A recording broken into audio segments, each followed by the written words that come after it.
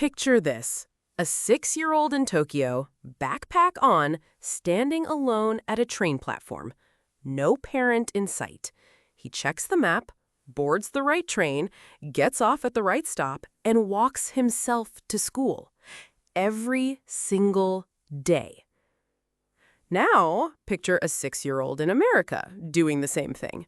Most parents can't even imagine it. Same age, same child. Completely different world. And here's what I find fascinating. The gap between these two children isn't about safety, it isn't about culture, it's about something much deeper. Something Japanese parents have understood for generations that most Western parents have never been told. Stay with me, because by the end of this video, you're going to see childhood and your role in it completely differently. Let's start with the one that surprises people the most. Number 1, independence isn't given, it's trained. In Japan, children as young as 6 or 7 take public transport alone, run errands by themselves, and walk to school without an adult. Not because Japanese parents don't care, because they care enough to prepare their children for the world instead of protecting them from it. In the U.S., independence tends to come later, more gradually, with more supervision at every step. And the intention is good, but here's the unintended consequence. Every time we step in before the child needs us, we send them a quiet message. You're not ready. You can't handle this yet. Japanese parents send the opposite message, and children rise to meet it. Number 2. Discipline isn't punishment, it's training. In Japan, discipline has a name, Shitsuke, and it doesn't mean consequences or timeouts. It means consistent, gentle training that builds self-control over time. The goal isn't obedience. The goal is a child who has internalized good habits so deeply that they don't need to be told. In the West, we tend to wait for the bad behavior, then react. We take away the iPad, we send them to their room, and for a few minutes it works, but then it happens again, because we're treating the symptom, not the cause. Shitsuke treats the cause. It asks, not how do I stop this behavior, but what skill does my child not yet have? That one shift changes everything. Number 3. Emotional control is a skill, not a suppression. Japanese children are taught from a very young age to manage their emotions in group settings, to stay calm, to not disrupt others. And to Westernize, this sometimes looks cold, like the child is being told to hide how they feel. But that's not what's happening. Emotional regulation isn't suppression, it's a skill. And like any skill, it has to be taught, practiced, and built over time. In the U.S., we often encourage children to express everything openly, talk it out, name the feeling. And emotional validation matters, but there's a difference between validating a feeling and letting a feeling run the room. Japanese parenting teaches children that feelings are real, and that they are also manageable. Both things are true. Number 4. Chores aren't optional, they're expected.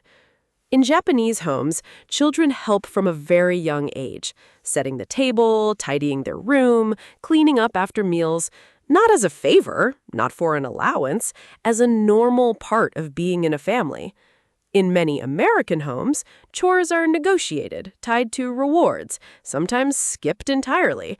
And again, the intention is kindness. But here's what the research shows. A study from the University of Minnesota tracked children for over 25 years. The single strongest predictor of adult success, better than IQ, better than family income, was whether the child had been given household responsibilities starting between ages 3 and 4. 3 and 4, not 13. 3.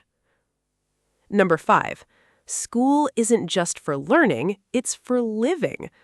In Japan, children clean their own classrooms every single day. They serve each other lunch. They manage school routines with minimal adult involvement.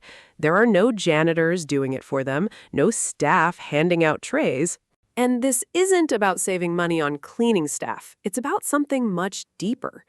School in Japan is designed to train children for life. Every routine, every responsibility, every small act of self-governance is intentional. In the US, many of these tasks are handled by adults, and children arrive at adulthood having been managed rather than having managed themselves. Number 6. Respect is practiced before it's explained. In Japan, respect isn't a conversation, it's a habit. Children learn to bow, to greet, to use polite language, to behave in groups through daily repetition, long before anyone explains why. In the US, we tend to explain first. We hold discussions. We encourage children to question and negotiate. And critical thinking matters, but there's something powerful about a child who has practiced respect so many times that it becomes part of who they are, not a rule they follow, and identity they carry. Number 7. Freedom lives in the group, not just the individual. Japanese children are often given more freedom, but in groups. Multiple children walking together, looking out for each other, trusting the community around them. The group itself becomes the safety net. In the US, safety tends to be individual, each child protected by their own parent, their own rules, their own bubble. And that protection is real, but it also means children grow up with less practice navigating the world alongside others. Number 8. Picky eating isn't celebrated. It's gently corrected. In Japan, children eat what is served. They try everything. Balanced meals from an early age are simply the expectation, not a negotiation. In many American homes, picky eating is accommodated. Separate meals are made. Food preferences are treated as fixed. And I understand why. Mealtimes are stressful enough. But here's what Japanese parents understand. The table is one of the earliest places a child learns that the world doesn't always bend to their preferences. And that lesson, learned gently and consistently, builds something important. Number 9. Parents are guides, not friends. Japanese parents see themselves primarily as trainers. Their job is to shape habits and character over time, not to be liked, not to be their child's best friend, to prepare them.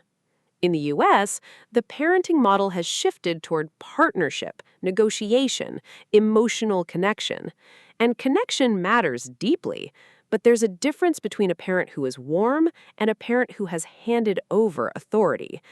Japanese parents are warm, and they are also clearly in charge, both things at once. Number 10. The family teaches the child to think of others first. Japanese family culture is built around harmony, group cohesion, the quiet understanding that your actions affect everyone around you. Children learn early to consider others before themselves, not because they don't matter, but because everyone matters. In the US, individuality is celebrated. Self-expression is encouraged. Children are told to stand out, speak up, be themselves. And there is real beauty in that. But there is also something quietly powerful about a child who has learned that the world is bigger than their own wants. Here's what I want you to take from this. These aren't 10 criticisms of American parenting. They're 10 invitations. You don't have to adopt all of them. You don't have to become Japanese. But somewhere in this list, there is probably one thing, one small shift that your gut already knows is true. Maybe it's the chores. Maybe it's stepping back a little sooner. Maybe it's the way you think about discipline. Pick one. Start there. Because the most powerful parenting changes don't come from doing everything differently. They come from doing one thing consistently with intention over time. That's what Japanese parents have always known. And now, so do you. If this video made you think, share it with another parent who needs to hear it. And if you want more on how the world's best parenting cultures raise emotionally strong, independent kids, subscribe. There's a lot more coming. See you in the next one.